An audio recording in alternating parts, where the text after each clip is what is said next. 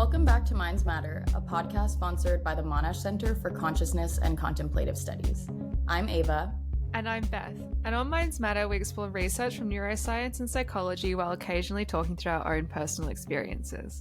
This week on the podcast, I spoke to Dr. Jessica Maxwell, who is an assistant professor in the departments of psychology and health, aging, and society at McMaster University. This episode is potentially not safe for work a little bit in the sense that we talk about sex in relationships that are both long-term and more casual. Before we go on, Beth and I just wanted to put a disclaimer here that we know that sex and relationships can be fraught, difficult topics for some people, and sex and relationships themselves might be associated with not only complex emotions, but sometimes even trauma. This episode does not address sex and relationships on the kind of darker side of that spectrum, and what we speak about today will be a pretty light look at sex in situations and contexts that we want to emphasize are generally already healthy relationships. So this episode is really about how sex can help those relationships thrive and how our sex lives can thrive and do even better rather than addressing those darker aspects. So with that being said, in this episode, Dr. Maxwell and I talked about a couple of concepts called sexual growth beliefs and sexual destiny beliefs. And as you listen, maybe you can think about what types of beliefs that you hold about sex. In general, though, as we mentioned, this episode is about relationships and dating with an emphasis on sex. So if you have little kids that are listening and you're not ready to have those conversations with them, this might be an episode that you might want to put headphones on for, but it's all, I would say, pretty much PG-13 for the most part. I hope you enjoy, and I hope you figure out what your own sexual beliefs are from this episode. Hi, I'm Dr. Jessica Maxwell. I go by Jess. I'm an assistant prof at McMaster University in the Department of Health, Aging, and Society, cross-appointed with social psychology. So I am a social psychologist by training, and my research focuses on how couples can have better relationships and specifically better sex lives. So a lot of your research has looked at implicit beliefs, specifically in the domain of relationships and sex. But before we get into those specifics, could you tell us a little bit about what implicit beliefs are in psychology in general, and then how they've been applied to relationships?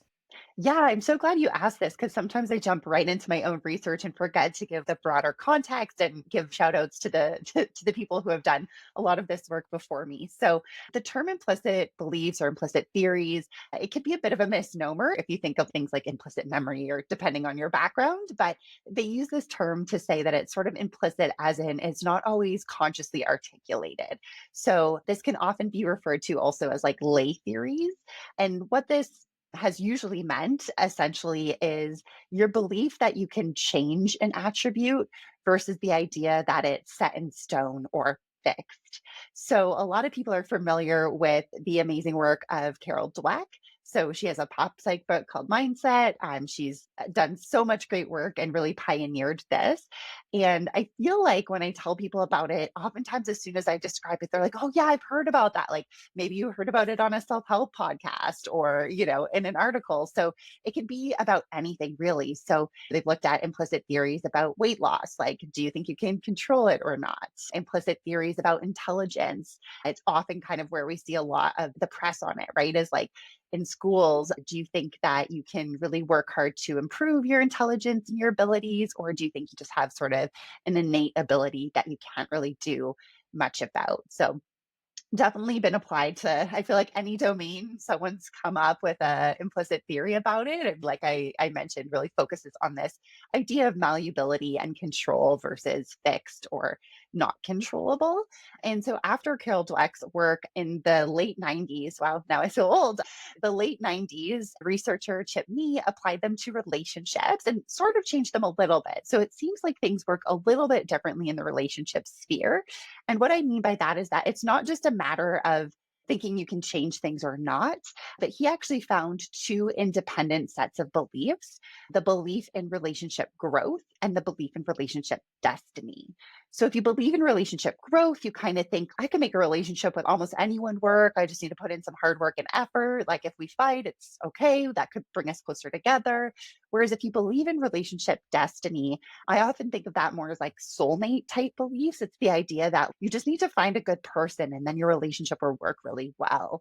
And people who have relationship destiny beliefs also think you can kind of diagnose the success of a relationship very early on. So these might be people, I'm thinking that, you might be able to think of people in your own life, for instance, or in the media who, they have one bad date with someone and it's like, no, no, we're not meant to be, peace out.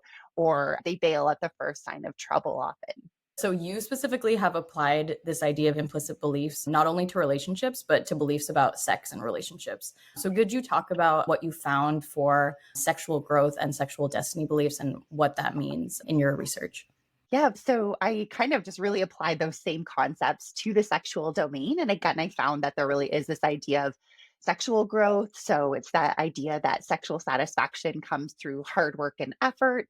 I always say it's like your sex life is like a garden. You have to water it, nurture it to maintain sexual satisfaction.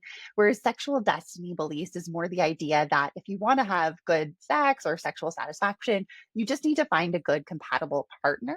So it kind of encompasses a little bit ideas of like natural compatibility or the importance of that initial spark.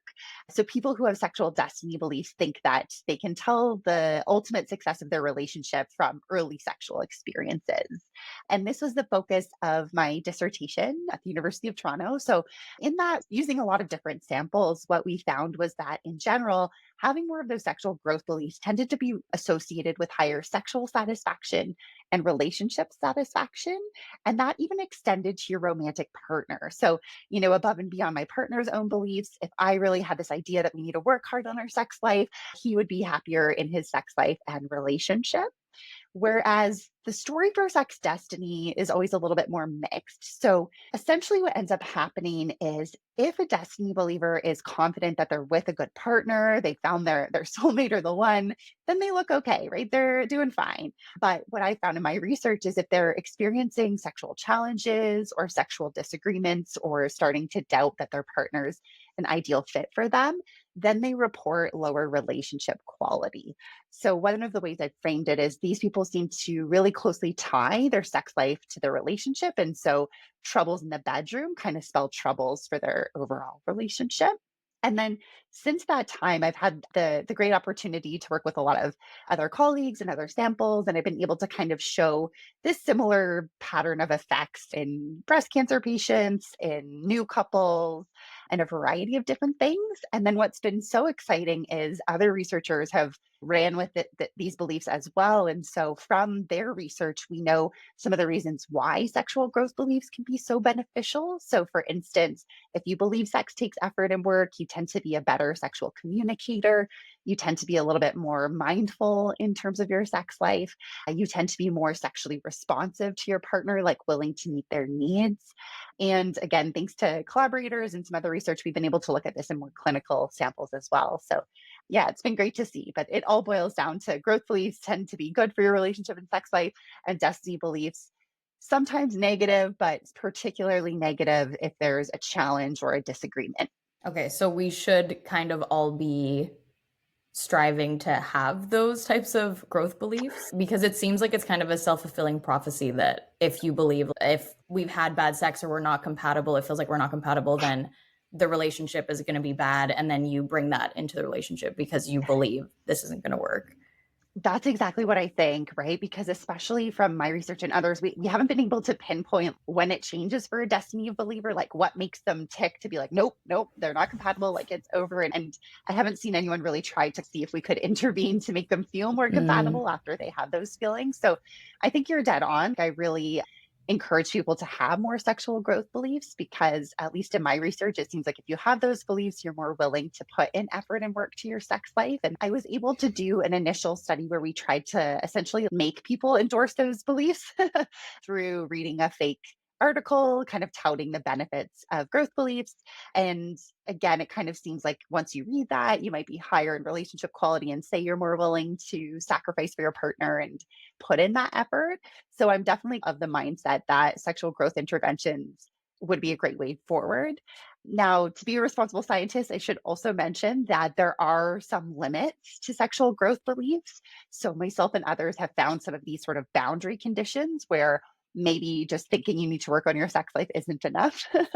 So I'll give you one concrete example in my own research. We did an experiment where we gave people fake feedback that they were really incompatible with their romantic partner. And when we did this and said, you're in I think we said the ninth percentile of compatibility, like you're really not that compatible with your partner, then we weren't seeing those benefits of sexual growth beliefs for relationship and sexual quality. So I think it's really speaking to how this kind of can do attitude might have its limits. If you think, oh my gosh, I am putting an effort into my relationship, but yet you're telling me we're so incompatible, maybe this is fruitless. That's at least what I think is going on there. And there's been some suggestions that your partner having growth beliefs might not be good for you. So that's been found in women who have female sexual interest and arousal disorder. So essentially clinical levels of low desire, as well as new moms. So again, I think this is kind of taking it all together. It's potentially suggesting that there might be times in a relationship where wanting to work on the relationship or feeling like you need to work on your sex life in particular could be a bit demotivating or distressing, especially if we think of women with low desire, they may not be able to change it. Or, if you've just had a baby, maybe feeling like you need to put in all that effort and work is just a lot. But having said that, taken together those, brief contexts where it doesn't seem beneficial, the rest of the research is really on the side of yes, believe in those growth beliefs, whether sexual or relational. Growth beliefs seem to be always associated with the good stuff. That's really interesting. Also, thinking about those boundary conditions, and it seems like being flexible is also really important, and especially in a long-term Yes. relationship when your life is going to cycle. So probably sex is also going to cycle too. I don't know if you know about research on whether I think anecdotally, it feels like if you talk to your friends, there's seasons in relationships where maybe people are more physically intimate more often and not, but then that's not represented in the media, it feels like. Oh, for sure. Yeah. I'm glad you brought up the media too. So the answer is like 100%. There's really good documentation of that, right? Not to scare any listeners, but some research suggests even just 1 year into your relationship, sexual satisfaction tends to decline. We know the same for sexual desire. I have lots of tips we can get into later about how to keep the passion or the spark, but ebbs and flows are totally natural. Exactly. And I think you're totally right. Those aren't something we see portrayed all the time, right? Or we'll see the opposite, where we'll see the idea of like a sexless marriage, but no one's showing like, okay, you could have a period of a dry spell and then reignite the passion. It's almost like the implication that if you let the dry spell happen, you're doomed. But yeah, definitely lots of variability in couples. And I think on the idea of the media, that's where I think sexual destiny beliefs come from as well. Because I think we're still, things are getting a little bit better even since I've started researching this, but I feel like we see a lot more media messages about that chemistry and finding a really good sexual lover and the passion. And we see less about the nitty gritty of working on your sex life, which, might include like using sex toys or scheduling sex or things that might seem quote unquote less sexy, but are the reality of how couples are maintaining passion in long-term relationships. We'll ask about how to maintain the passion maybe closer to the end. We'll leave that to the end to make sure people listen to the whole episode so they get their tips. But so speaking of the media and of these other types of beliefs that people might have around relationships, because there's just so much cultural influence on these really intimate parts of our lives. We've also looked at these other kind of implicit beliefs, but more just beliefs about gender roles in relationships, specifically in heterosexual relationships. So could you talk about how you went about this study and the effects that you found on initiating sex and comfort refusing sex in terms of those beliefs about gender roles? Yeah. And I love, again, kind of the link to the media as well, because I think there's so many beliefs that are factoring into our sex life, some that we're not aware of, right? So this was work led by my grad student at the time, August Harrington. So shout out to August. And what we were surprised by is when he was telling me about all the research on gender roles and sex, he mentioned that oftentimes research will just look at like my beliefs as a woman about what women should do in society or men's beliefs about women, but not my beliefs about how both men and women should behave in society. And that's why, unfortunately, this study is fairly heterosexist, just because the theories kind of necessitated that we were talking about a relationship between a man and a woman. And so what we did was we assessed traditional gender ideology, which it's kind of fun to look at the scale. It's items like traditional beliefs about women are things like women should not swear, kind of like purity vibes. Traditional beliefs about men are things like men should watch football, men should be the boss. So these very traditional beliefs about gender that I'm always surprised. I'm like, it's 2023. No way is anyone going to endorse these items, but they do. So, what we really wanted to make sure we did was that we simultaneously looked at how people's beliefs about men's gender roles and women's gender roles then went on to associate with their reported comfort initiating and refusing sex, because we felt like things could look a little bit different. And what we ended up finding was this unique combination effect for women where they only felt more sexually assertive. So they only said they felt more comfortable initiating and refusing sex if they were low on both sets of traditional beliefs. So women had to have more kind of liberal, less traditional values about both men's and women's roles in order to feel comfortable. So I think this can make sense if we think about what these roles might mean in the bedroom, right? That you might have to feel like it's not men's job to initiate sex. I can feel empowered to do it. I don't feel like it's my duty to please a man or things like that. So you kind of have to have those non-traditional beliefs about both men and women in order to make it work. Whereas the story here was actually a little bit more simple for men.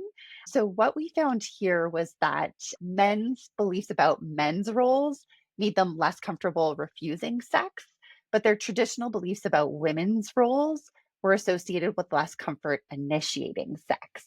So, here, what might be happening is that if men think they have to behave in that stereotypical macho way, then they're like, I can never say no to sex. If a woman asks me to have sex, I must say yes.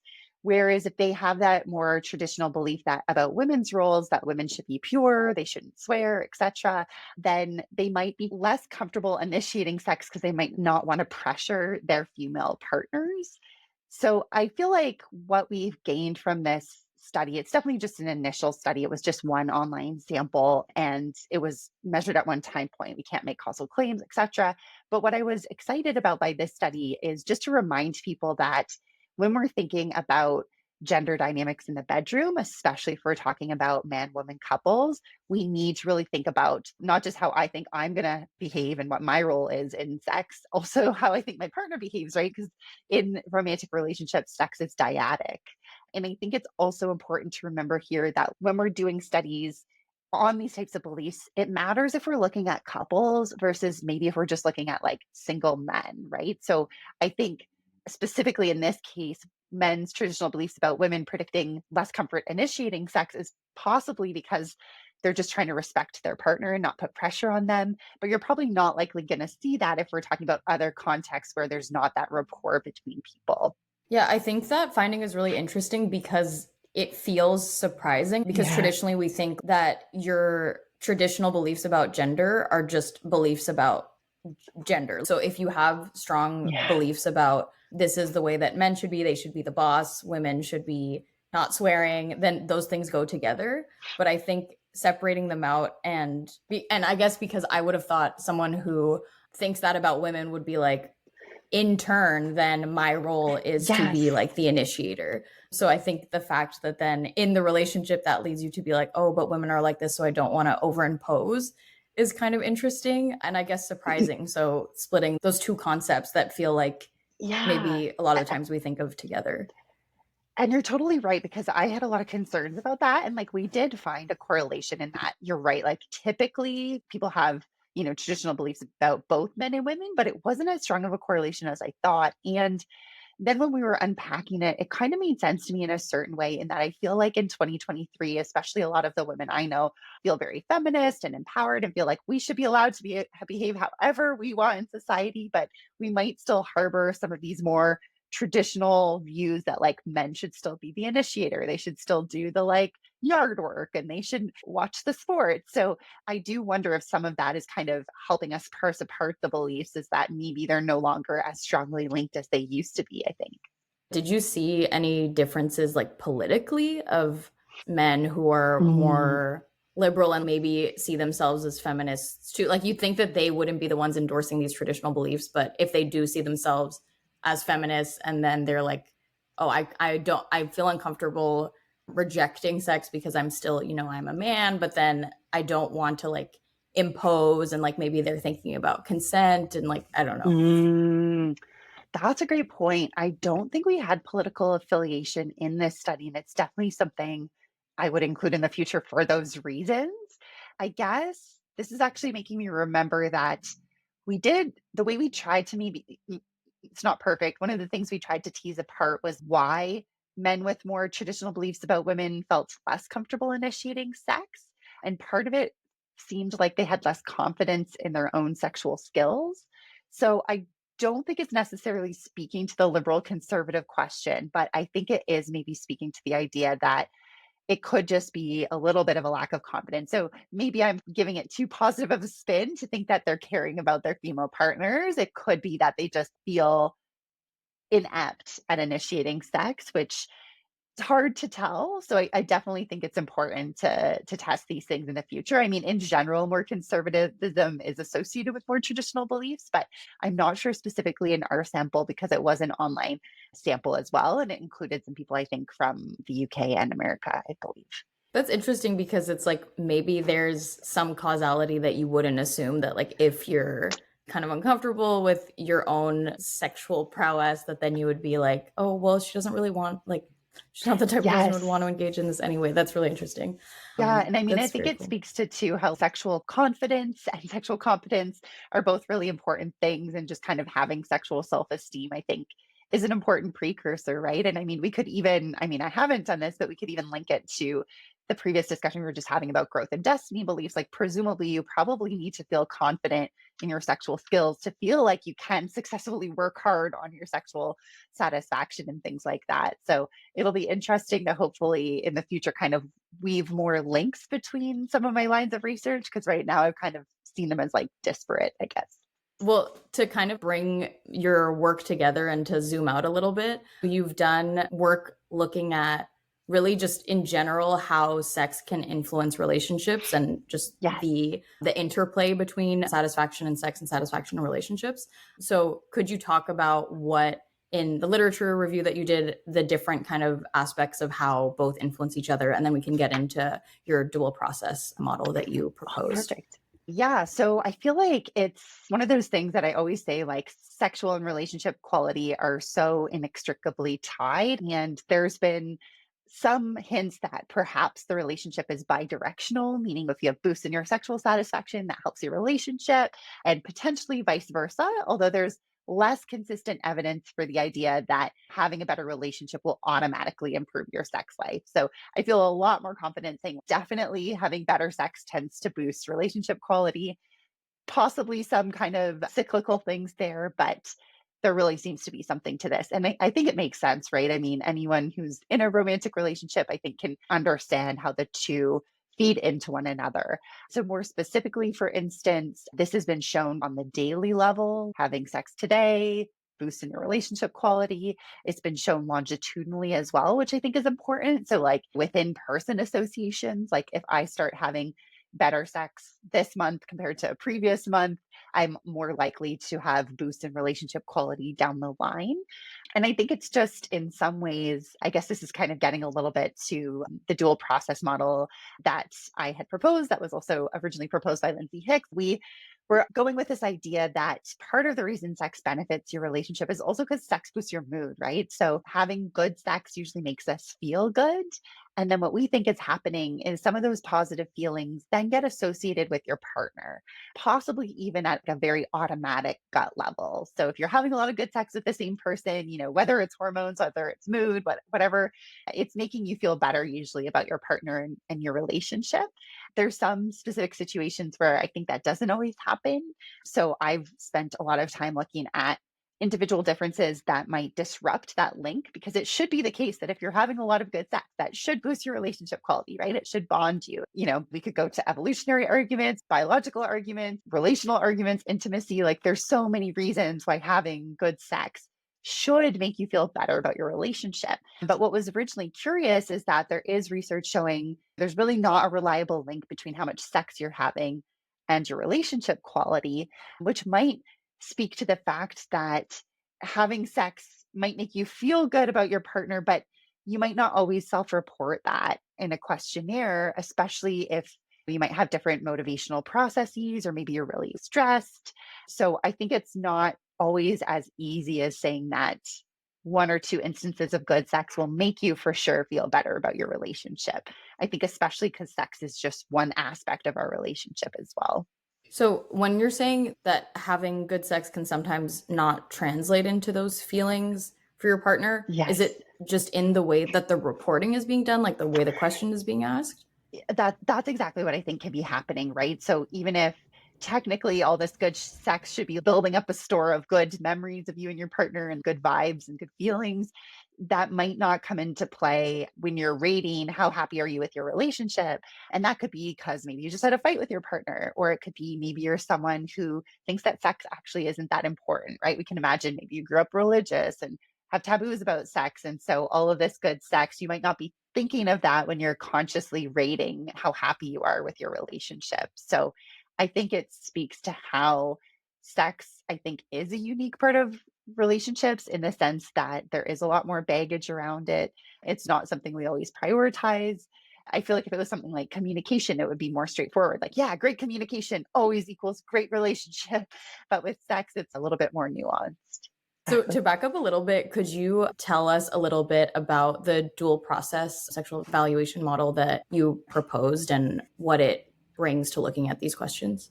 Yeah, so it's just trying to, I mean, in a way, it's just trying to write down what's been implied from a lot of other past research and trying to just imbue some kind of theoretical model on the way that sex relates to relationships, because I feel like we have a lot of research now showing that sex helps relationships and things like that, but people don't always try to organize it. And so this was just a way to say that there's a lot of different pathways and sort of boxes, but like, yes, having good sex with your partner should make you feel good. That should make you feel better about your partner. And then that should lead you to say that you're feeling good about your relationship. But sometimes what happens is, like I mentioned, there can be all these motivational processes. Maybe you're pissed at your partner. Maybe you actually are someone who thinks sex doesn't matter. And so it's not like a one to one. So having good sex doesn't always necessarily lead to higher self reported relationship quality. But for the most part, it does because it's making us feel these boosts and positive feelings. And then I like to sometimes even break it down to sort of look at the difference between quantity of sex and quality of sex. So I have in the model that there's an interaction there, that you need to be having good sex. Like just having a lot of bad sex shouldn't make you feel better about your relationship. If anything, it might make you feel worse. So adding that caveat there.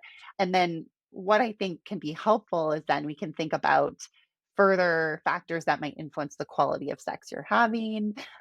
And to link it back to sexual destiny and growth beliefs, I think people high in sex destiny beliefs have a really strong pathway between sex, sexual quality, and relationship quality, right? So, as I mentioned, they're the ones who, if sex is good, they're happy, but if sex is bad, then that's really bad for the relationship. So, I think they are really showing a strong link between those two pathways. Whereas I think people higher in sex growth, that process doesn't look as smooth. The quality of sex does not always equal the relationship quality.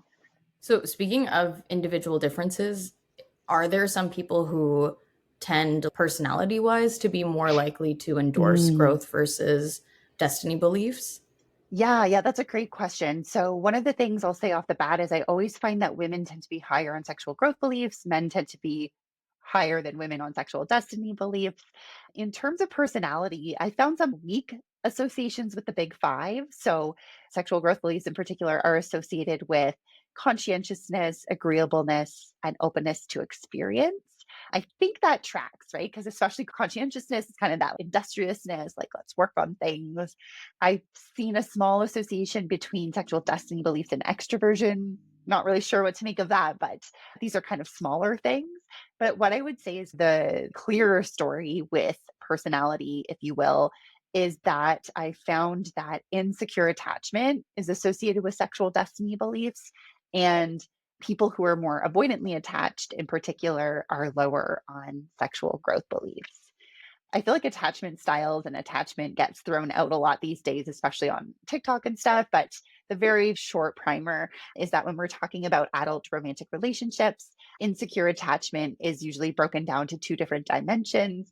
attachment anxiety. So if you're higher on that, you fear rejection and you really want closeness, but feel like people aren't giving you the closeness you want. Whereas attachment avoidance is more the desire for independence and distrust of others, not wanting to get too close. So when I say insecure attachments related to destiny, it's kind of surprising to people. It was surprising to me at the time, in that we have those people with those more clingy type craving of intimacy, attachment anxiety beliefs, also saying they believe in sexual destiny, and those higher in attachment avoidance saying they believe in sex destiny. Now, the avoidance one is usually the one that trips people up, right? Why are people who don't want intimacy, don't want love, why are they endorsing these, what we might see as more like romantic ideas, I guess, of destiny? And I was able to actually find an explanation when I was reading this book called Attached, where it had some more data from clinicians. And what they were reporting there, I think, is my explanation of what might be going on, where avoidant people who don't trust others, really don't like intimacy, I think they sometimes use destiny beliefs as an excuse, if you will, that if something goes wrong. First of all, it's their partner's fault. Second of all, it's kind of a way of being like, well, you must not be the one. So bye, moving on to the next relationship. So that's why I think it's kind of this unwillingness to encounter difficulties that's kind of leading them to endorse some sexual destiny beliefs. So could it be that the anxiously attached people are more likely to have the sexual destiny beliefs and believe that the person that they're with is their sexual destiny, and then the opposite Oh, happens with the avoidant person, where my gosh. they're endorsing it, and then they're like, oh, but you're not the one for me, so Yeah. That's such a great, shockingly, I've never actually tested that. So thank you for the idea. I'm like going to go do some data analysis after. But anecdotally, I would say that's what I'm getting at. I think your prediction's bang on. I think we've got the anxious people being confident in their partner, whereas I think you're right that the avoidant destiny flavor is more the like doubting their partner. So I will test that. Yeah. Thanks. okay. That's super interesting. Well, since we're talking about attachment styles, we can kind of move out of committed relationships and talk about some work that you were involved in that looked at casual sex and how attachment styles influenced how people approached and their experience in casual sex relationships. So one thing that I loved about this study, because I'm a intergroup researcher and like social neuro, so it's not really like fun stuff to read a lot of the time. But I was like scrolling through the paper and looking at the tables, and the different categories were one night Yes. stand, booty call, F buddies, and friends with benefits. And that was the first time I'd seen anything like that in a paper. So I was just wondering if you could talk about how you distinguished those categories scientifically and like what it meant for the study when you were looking at these different types of casual relationships. Yeah, it's so funny you mentioned that too. Someone later was like, "Why didn't your paper you just call them sex buddies?" And I was like, "Oh, I should have." But the reason I used the profanity term, the F buddies, was because I actually was adopting those four categories and their definitions from work done by Jocelyn Wentland at University of Ottawa.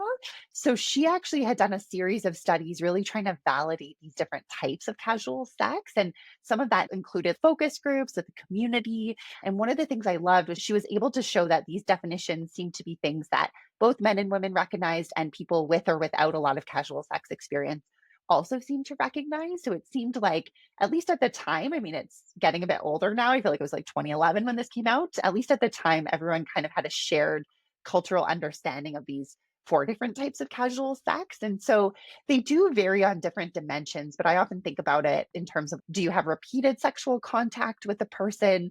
And then also, is the contact you have with them limited to sex? So, one of the things I always teach my students about this research, I often make it an exam question like, what's the difference between friends with benefits and a sex buddy or an F buddy? The clear difference that I say, I'm like, it's actually in the names. So, friends with benefits are truly friends. They do friendship stuff together. They talk about their feelings. They might go to the mall or to like a movie or something. They are truly friends. And usually they were friends first and then they've started the sexual element. Whereas sex buddies, when they hang out, it's just sex typically. They're not doing those other friendship things. So that's the one that usually trips people up. I feel like everyone kind of understands what a one night stand is. It's having sex once, no intention of seeing them again, usually under the influence of drugs and alcohol, which is another big differentiator. booty calls. It's the late night you up text. I don't think people use the term booty call necessarily, but I think everyone knows what it is, right? And there's usually that drugs and alcohol thing involved. And again, you're not hanging out with this person in the daylight.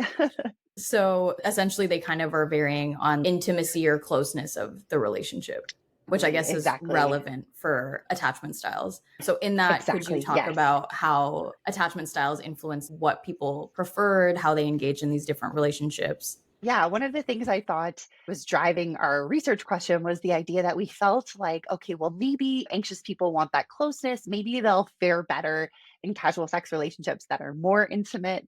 Whereas we thought maybe those more avoidant people would do better in the super casual one night stands. That wasn't actually what we found though.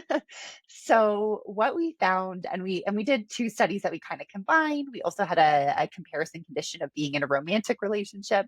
We found that essentially for people with higher attachment anxiety, they were not having a good time in casual encounters, regardless of whether it was one night stand, booty call, F buddy, friends with benefits. So just like across the board, I'm talking less pleasure, fewer orgasm, more negative feelings, less positive feelings. And it really didn't seem to matter the type of casual relationship. So it just seems like if we think of attachment theory, it makes sense, right? It's like they want that closeness and that intimacy and that approval. And casual sex is not a good fit for that. And then I guess the more interesting story was perhaps then with avoidant folks, because I found that in terms of the outcomes, friends with benefits for avoidant people were looking very, very similar to a committed relationship in terms of like emotions they were feeling, pleasure. So I kept kind of joking that I was like, I think a friends with benefit is like still too close for an avoidant person. It's like too close to a relationship, too much intimacy. And so that was less desirable.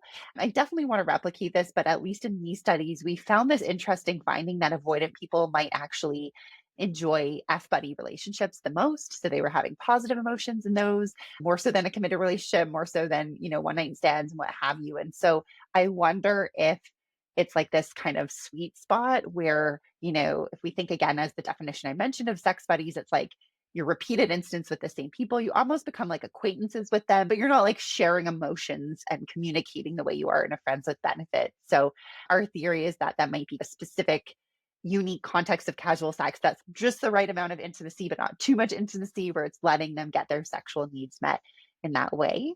And I mean, again, we probably need to do a lot more research before I can say it in a prescriptive way, but I would encourage people to be mindful if you know you have a more anxious attachment style. Really consider for a second, do I actually want to be having casual sex? Am I doing it for pressure? And will I get what I want to out of it? So, another piece of this study was looking at motivations to engage in casual sex. And here, one of the things was that anxiously attached folks were doing it for more relational reasons compared to more secure people. So, they might be having casual sex to try to like win over a partner, to try to get closer to someone. And so I just worry, based on what we know from other research, they might be setting themselves up a little bit for a disappointment because they might not be getting that connection that they crave. So this is maybe beyond what your research looks at, almost getting towards prescriptive. But since avoidant people seem to be doing better in these F buddy relationships, does it make sense for them to just stay in that place? Or because I think, in society, it's like the zenith of what you want to get to is this real intimate connection. Oftentimes people think of it as this monogamous, long-term, forever connection. So can you change those attachment styles, or is it fine for someone to just kind of be like, this is where I feel good and why should I change that? I know that's a tough question. Yeah, I mean, that's no, but it's a really good question. And you could have tricked me into thinking you're a relationship researcher because you're hitting on current debates as well. And this priority of the, monogamous, often heterosexual relationship, and just why are we stigmatizing being single? There's a lot of people who are happy being single. There's growing literature on this. So I'm going to have like a two-part answer, I guess, to this, because I think the literature would say that, yes, there's happy single people. And my own research would say, yeah, maybe this casual sex buddy thing can be good. I don't think it would be good forever for avoidant people. I think it's a way to temporarily get your sexual needs met. And maybe like it's a good thing to be in while you're working on yourself, I'd say, to try to like become more securely attached. I think the risk is that we know from a lot of other research that one of the ways avoidant people can become more secure over time is if they're in a relationship with a really secure partner who is really patient with them and handles them with kid gloves a little bit, like knows how to bring them out slowly over time. So I worry if avoidant people are in sex buddy relationships, they're missing out on that chance to become secure. And I think there's a lot of avoidant people who deep down do want a strong partner. So I think that it could be just a temporary fix, I guess, if that makes sense. I guess I would say if you're single and avoidant and having casual sex, okay, if you have to choose, seems like F buddy is a good one. But I don't think that means that you should choose casual sex over the possibility of it being in a relationship necessarily, unless it's really autonomously motivated. And I wouldn't want it to be coming. I think with what I'm getting at with avoidance is I worry that it's often coming from a place of fear of a relationship and you don't want that. So yeah, it's kind of a mixed answer. But I will say that there's other research on this too. Like I think casual sex gets a bad rap, but as my research and others show, there is often a lot of affection in them. You can get some of your needs met. So it's not always as casual as people think. And I don't think it deserves kind of the negative. I think there's so much negative stigma when we call it casual sex. It kind of, I don't know, for me, it evokes images of frat party hookups and college campuses. But especially with my study and going forward, I want to make sure we're looking at casual sex beyond college campuses. So I tried to purposely recruit older folks as well, because I think you can have satisfying casual sex encounters when it's not peer pressure, alcohol induced things on college campuses. I think that makes a lot of sense. And it just feels like what I'm hearing is that you should just examine why you're doing what you're doing. So like being intentional, because Exactly. if it's out of fear, that's not great. On the anxious side, if you're trying to enter this casual sex relationship with the intention of it being more Yes. intimate, then that doesn't really make sense. So yeah, I guess it all comes down to knowing yourself, unfortunately. Yeah, which no, I think you've hit the nail on the head, right? It comes down to like motivations and the alignment between your motivations and things like that. So no, I think that's a great way to kind of synthesize it down for sure.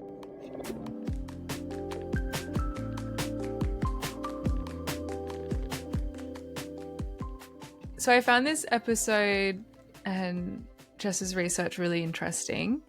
It's funny though, I do find, obviously, I feel like attachment styles are nearly a buzzword at the moment, as Jess mentioned, like with all the TikToks. But I just don't know if we can reduce, how many are there? 4, 3? Well, how many are there? I think 4. I think there's like secure, then there's different types of insecure, and the insecure are either anxious or avoidant. And then I think there's an anxious avoidant they combo like type. Really clingy and then like run away. I think that's deadly combo. Yeah. I just don't love the idea of reducing everyone down to like 4 categories, and I don't know if that's helpful, because I think we listen to them and we all feel like we identify with one, but then I think obviously it's a bit more complicated than that. And then, well, maybe it would be a destiny belief because if you like, oh, well, I'm this and they're that. So, and I think then people, I don't know, can use behaviors as excuses with this kind of, oh, well, that's the way I am. And so I'm going to be doing this. So I know a lot of people talk about it, and I know it can feel like you identify in one category, but yeah, I think it's always good to be cautious when you're reducing the whole of the human population down to 4 different groups. I don't think it's that simple, and it's not taking in, you know, yes, we have certain ways of being raised in childhood, but then we you know, a lot of other things happen to us in our lives, and people experience different things, and I don't know if they're fully captured within the 4 categories. I think maybe in the relationship space, attachment styles is something that people maybe use more. As someone who's outside of that space, I do feel like I don't hear about it talked as much, or like I don't hear even as much criticism of it, because I think something that attachment styles, and I think the criticism that you're levying at it, is something that we hear a lot as psychologists about personality in general. And I think attachment style is kind of like this other form of individual difference. And with personality, I think it's the same idea of like you're slotting yourself into this category. If you take the Myers-Briggs, which is not scientific at all, and there's no 16 personality types, it's not a thing. And really the issue with those things is exactly what you're saying. And I think really the way to think about variation in humans is that it's not about you're in this category, but it's about what types of tendencies do you have. And those tendencies can maybe change depending on the types of situations that you're in. And I think in this situation, maybe we can talk about it in terms of like extroversion and introversion. And maybe there are people, and that's the thing about like all of these types of traits, right? Is that people will say, I'm an extrovert, I'm an introvert, but really these traits are like a bell curve across the population. So most people are actually going to be ambiverts. Most people are going to be in that middle situation where sometimes they're extroverted, sometimes they're introverted, and they have both tendencies.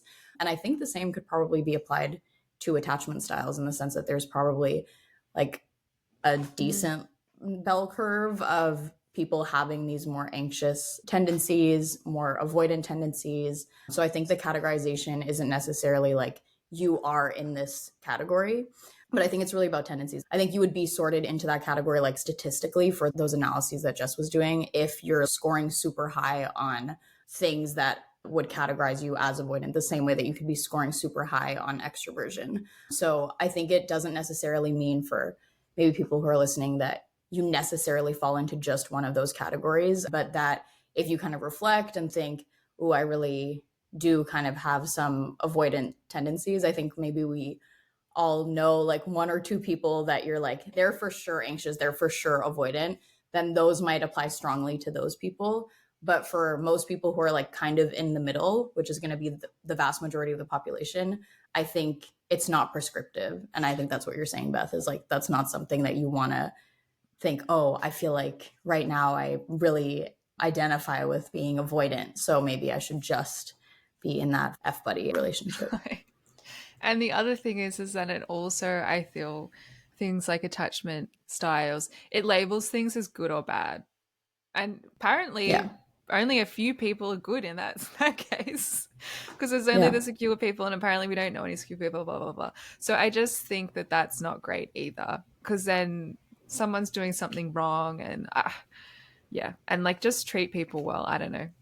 Obviously I've got some reaction. Well, you can imagine what everyone calls me. I think that's the I actually don't. So Beth texted me saying, I'm sure everyone, if they've listened to our episodes, would be able to tell my attachment style. And I don't think so, actually. Really? Yeah, I don't think so. I thought you'd all think that I would be anxiously attached. Why do you think that? Based on what you've shared on this psychology podcast.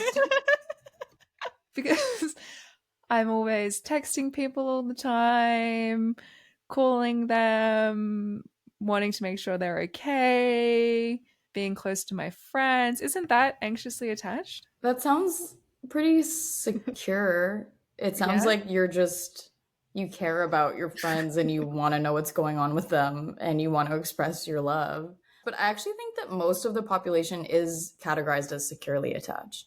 Really? Yeah, because most people are okay. Most people are okay. I mean, are most people okay?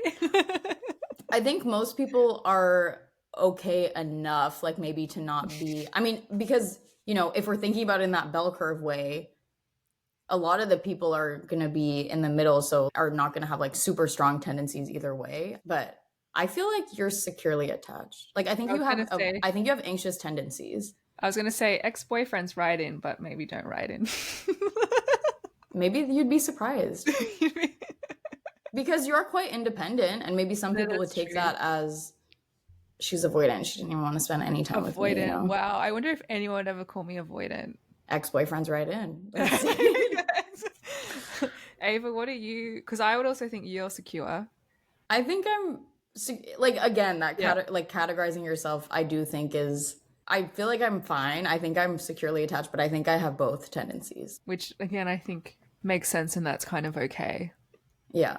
But I think in terms of like takeaways, especially from that study about attachment styles, and this is something that I asked Jess about, but was like, it's really not necessarily about putting those labels on yourself, but thinking like, why am I engaging in these types of behaviors? So if you're someone who's like, Beth is so cute and she doesn't want to be with me right now, she's saying that she doesn't want to be with me, but maybe if we keep hanging out and we get physical, then she's going to change her mind. And I don't actually want to just be in a relationship that's purely physical, but maybe she'll change her Right. mind, then I feel like you shouldn't be engaging in that type of relationship if you know in your heart that that's not Mm. what you want out of that Mhm. relationship. And then I think if you're in a situation where you're like, oh, I want to engage in just a casual sex relationship because I know that I'm not Mm. ready to be in a more intimate relationship, then that seems like a rational self-care type of thing to do Yeah. if you're just doing the thing that makes sense for you. But I think it was like almost disappointing actually that we can't just use these categories to say I should do this or I should do this, because it was like, oh, if I just knew, if I could slot myself into a category and say, oh, Mm. as an avoidant person, I should just be having F buddy relationships. And then Jess was like, no, actually, you need to reflect and not run away from yourself. And you're like, oh, damn, I I guess guess. it's about being honest with yourself and honest with people around you. I think that's really what it comes down to. But I think unfortunately that takes that takes effort. Like it's quite hard. It's not like, because I think we kind of want these easy answers of, oh, I could take a little quiz online and figure out if I'm avoidant, and then it says that if you're avoidant it's good to just be in an F buddy relationship, but then you're like, oh, but why do I want to engage in this? Do I want to change? So it's actually just knowing yourself and being honest with yourself, and that's not a simple task. No, and maybe that was what I was trying to say initially. Yeah, is that falling into these categories can sometimes feel like cop outs. Like, Yeah, for oh, well, sure. I can just do that now because I'm avoidant, or I can just do that. I feel like there's less accountability for your behavior if you put yourself in a category that tells you how you'll behave. Yeah, for sure. And even if someone is in the personality space, even if someone is extremely neurotic and they say that's who they are, that doesn't mean that if they're your roommate, they can like throw out all your stuff because they don't like it. So don't No. use these things as excuses, is the conclusion.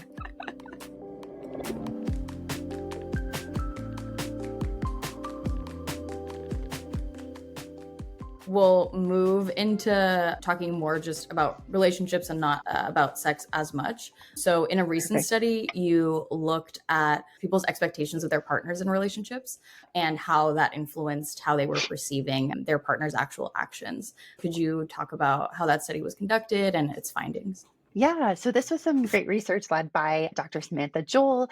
And what we were really trying to do was make a very, very concrete measure of relationship expectations and concrete relationship behaviors. Because oftentimes when we're looking at expectations and perceptions in romantic relationships, it's often very high level things. And we were hoping that if we made the behaviors really concrete, there would be less room for your motivations to come into play. So, for instance, if I ask, did your partner do chores this week? Did your partner plan quality time with you? We're hoping that those things are more concrete, that it's harder to have these motivated biases to just say, oh, was he nice this week? Did he appreciate you this week? We're trying to be specific. Did he compliment you? Did he plan a date? Did he clean up after himself, him or her? And so we were really trying to use this concrete scale to test the directionality between expectations, perceptions, and relationship quality, and also the reality. So essentially, what we did was it would be like your forecast for the next week. I would ask you today, over the next week, do you think your partner will compliment you? And then what we would do is a week later, ask, okay, you thought he was going to compliment you a lot. Did he? Well, we didn't say that, but we know that. We'll just say, over the past week, how much did your partner compliment you?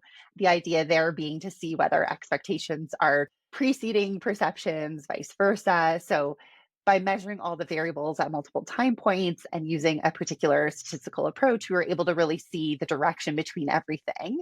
And the reason it was exciting or surprising is we ended up finding that you just ended up perceiving that week what you expected to see. So if I thought my partner was not going to do chores, I would think the next week that he did not do chores, regardless of what he says he did. So that's really important. Didn't seem to matter when we had dyadic sample. It didn't seem to matter what my partner reported doing. It really just seemed to be like an internal process of, if I think my partner's going to compliment me, I'm going to report that he complimented me, independent of reality a little bit. And what I think we are taking away from this is that it is really hard when we're using self reports to disentangle relationship quality from other things. So I think even though we were trying to be so concrete, maybe we'd have to redo it and ask like 5 times a day, did your partner compliment you? Yes or no, to maybe get away of some of those biases. But I guess the other takeaway is that it seems like I kind of view it in a positive way that if you're in a good, healthy relationship, you're not necessarily tracking every little single thing your partner is doing. So maybe your partner's having a bad week at work and maybe they actually didn't compliment you that much, but you're not really picking up on that. You're thinking of all the times they've complimented you in the past, and maybe that's okay. So I guess I kind of focus it in a positive way to say, like, if you're having a good relationship, yes, you have these rose colored glasses on and seem to be perceiving these positive things that may or may not have transpired. And I really think it's also speaking to how it's quite difficult to get at the truth, right? We can look at my reports of if my partner did his chores, his reports on if he did his chores. Who knows what the truth is? Maybe I'm defining chores differently than him. Like there's so many different ways it could be interpreted, but I kind of focus on the self-fulfilling prophecy in a good way that if you expect good things, hopefully you will see them. So does it work in the other direction where if you're not expecting? Yes. So So so that's the the virtuous cycle is also kind of a vicious cycle on the other side. exactly, exactly. So I think that's the more difficult thing to break, right? Because to me, and again, I'm speaking beyond the data here, so I want to be clear about that. But my interpretation would be that if we're trying to improve a distressed couple, it might not be enough to get their partner to do more chores or compliment them more. Like the behavior might not be the issue. I think we really need to target people's relationship quality and their expectations, and then the perceptions might follow. So I guess it's a bit daunting to say. I think the answer is to make everyone's relationship better, and then they're going to actually think their partner's doing chores and complimenting them. But I think that's much more important than targeting specific behaviors. So, in thinking about how to help a couple trapped in this vicious cycle, I'm not a therapist, but I assume CBT would help with this, right? Reframing things. I think we could even think of just broader relationship interventions that we know about. So, making people more aware of their relationship. There's something called the marriage hack, which is reappraising conflict. I think any of those kind of broader couples therapy things or any intervention would help, because I think if we get people in a place where they're feeling better about their relationship, then we're going to switch from that negative storm cloud over their head to hopefully starting to get back a little bit more of that rosy tinge. And I kind of interpret our findings as you give your partner the benefit of the doubt if you're in a good relationship, and you assume that because they love you, they probably complimented you that week. Or maybe you count them saying something that's a bit ambiguous as being a compliment, right? So I think we really just need to work on getting the relationship in a better place, which isn't necessarily easy. But again, I don't think getting your partner to compliment you more is going to help, or I'm sure it'll help a bit. And I'm sure them doing more things around the house will help a bit. But I think until you have built back up your relationship, those things aren't going to have as much benefit as they could. Yeah. I mean, I guess it's kind of discouraging to be like, once something is kind of broken, you really have to work to get it back. And then it will go on its own. But if it disintegrates, that's just tough. But since we're now talking about practical advice, could you give us those tips on how to maintain a passionate sex life in a relationship that we talked about at the beginning? Yeah. So my tips for keeping the spark alive or maintaining sexual satisfaction, there are so many I could give, but I'm going to try to focus them just on three. One of them being try new things with your partner. Now, when I say this, I think everyone always assumes I'm meaning like try some exotic sexual position or something like that. But research, a lot of this is being led by Amy Muse at York University. They've been finding that doing something new with your partner, not even in the bedroom context, just in general, can really help with your passion and desire. So that could be anything from trying a new recipe, maybe doing a dance class, driving to a different part of town. Anything new can really help you self expand and you see your partner in a new light, right? So I often think of too, during the pandemic, I was doing a lot of virtual escape rooms, things like that, where you get to see your partner in a different arena that you might not usually see them in, see their skills. All of that can help increase your passion because it brings back those feelings of the early stages of relationships where you're getting to know them, and really just helps you again see them in a new light. So try something new. I mean, if you want to try something new in the bedroom, that's of course going to be amazing, but it doesn't have to be. So I like to remind people that it doesn't have to be really crazy either. It can be just really small things. So inject some novelty. The second one is communicate. I know it's kind of stock answer sounds boring, but I think it's important to know that some research suggests that couples don't really know what their partner likes and dislikes in the bedroom. So, leading to the idea of trying stuff that's new, it's like you can't really do that until you know what your partner likes in the bedroom. So, sexual communication is key. And then the last thing I'll say is also just spending quality time with your partner, I think is really huge. And so, again, that can involve novelty, but even if it doesn't always, we are so busy, all of us doing so many different things. We're actually spending less time with our partners than in previous generations and less leisure time with our partners. So making sure you carve out that date night. I work with an app called Coupla that actually helps couples schedule out date nights and gives ideas for date nights, and just make sure that you're remembering to prioritize that, because I think it can be really easy to fall into a rut and a routine with your partner. And so you sometimes need that reminder to like go on a date night, or, it doesn't have to be going somewhere exotic. It could just be doing a game at home together, asking each other intimate questions, watching a new movie, anything like that. So I think those are my three biggest tips. And then I will just end off by saying there are so many long-term couples who do maintain sexual satisfaction. And then to link it back, I say it sometimes just takes a little bit of hard work and effort. Okay, amazing. Thank you so much. I No feel like problem. those were Thank all you. doable tips. Okay, So good. it'll be definitely appreciated. And thank you so much for your time. We really appreciated you No being on the problem. podcast.